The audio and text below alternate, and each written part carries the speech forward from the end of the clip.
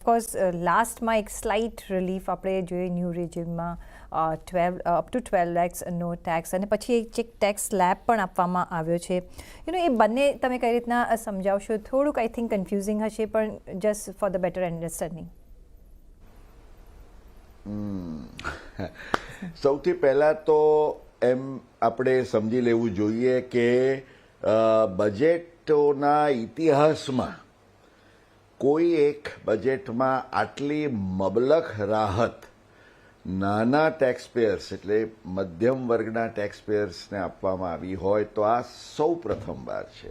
એટલે જે આપણે ગઈકાલથી અપેક્ષા રાખતા હતા કે મધ્યમ વર્ગ માટે જે હંમેશા એ લોકોની ફરિયાદ રહેતી હતી એ મધ્યમ વર્ગને આમાં મબલખ રાહત મળશે એમાં કોઈ જ સવાલ નથી.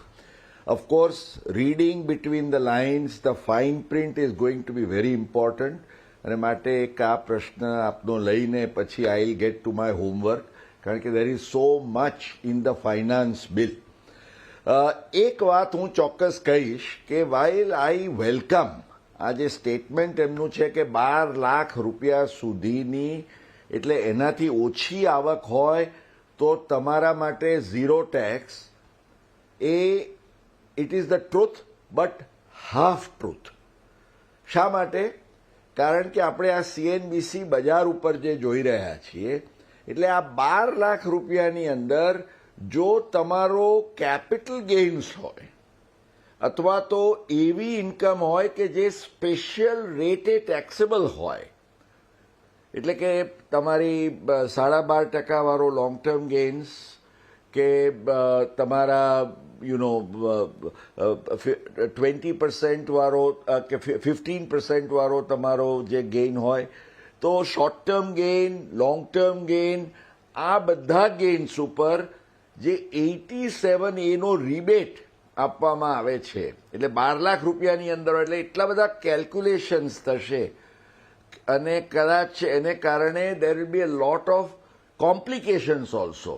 કે કોઈ માણસ એમ સમજે કે મારે 12 લાખથી ઓછી આવક છે એટલે ટેક્સ નહીં ભરવાનું, પણ જો એમાં થોડીક પણ કેપિટલ ગેઇન્સની ટેક્સેબલ ઇન્કમ હોય એટલે જે તમારી 1.25 લાખ રૂપિયાના લોંગ ટર્મ કેપિટલ ગેઇન્સના એક્ઝમ્પશનથી બિયોન્ડની અથવા તો શોર્ટ ટર્મ કેપિટલ ગેઇન્સ વાળી income.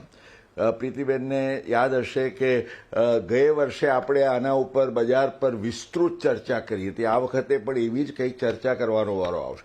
Personally speaking, I am unable to understand or appreciate કે શા માટે આ કેપિટલ માર્કેટના ગેઇન્સ અથવા તો કેપિટલ ગેઇન્સ અથવા સ્પેશિયલ ટેક્સના રેટ્સવાળા ગેઇન્સ એના ઉપર તમે આ તમારા 87A ના રિબેટથી વંચિત રાખવામાં આવે તમને, કારણ કે ધેન ધ 12 lakhsનું આખું calculation will become extremely complicated.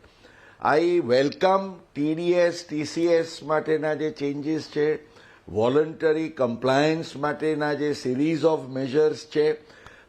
Of course income tax bill અઠવાડિયા પછી આવશે, એમાં શું આવશે તો આપણે જોઈશું, પણ આઈ થિંક કે આ આગામી દિવસોની અંદર જે મુખ્ય ફોકસ રહેશે કે આ ખરેખર મને કેટલી રાહત, અને મારી રાહત ઉપર જો આ ઓલ્ડ અને ન્યૂના જે એમણે શું ટેક્સના રેટ્સમાં ડિફરન્શિએશન્સ કર્યા છે, અને it will be a whole lot of things. એટલે for tax consultants, chartered accountants, it is going to be burning the midnight oil maybe for a day or two.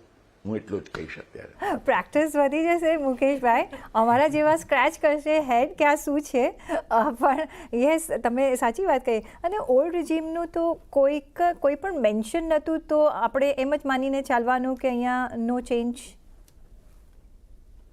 Mukeshbhai, let me tell you કે it is too early to say or comment on the finance bill. એટલે હું હંમેશા કહું છું કે finance bill gives you thrills but it also gives you chills. એટલે જે આ રેટ સ્ટ્રક્ચરમાં ફેરફાર થયા, 12 લાખની વાત સાંભળી, એ બધાથી આપણે વી આર ઓલ થ્રિલ્ડ કે વાહ, પણ હજી આ વાહની પાછળ જ્યારે પેલી ઇન બિટવીન ધ લાઇન્સનું રીડિંગ કરીશું તો એ આહ પણ નીકળી શકે. એટલે આ માત્ર વાહનું બજેટ નથી, આમાં ક્યાંક ક્યાંક આહ પણ છુપાયેલી છે. એ તમે જરૂર ખ્યાલ રાખશો.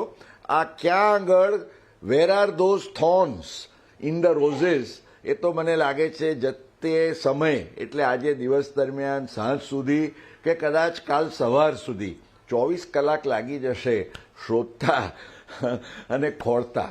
એટલે it is too early to comment as far as direct taxes are concern. there are the roses, પણ there are the thorns. So where are the thorns and how sharp they are? એનો આપણે તપાસ કે અન્વેષણ તો કરવાનું રહેશે જ. જી, But of course the middle class will be happy. G, so definitely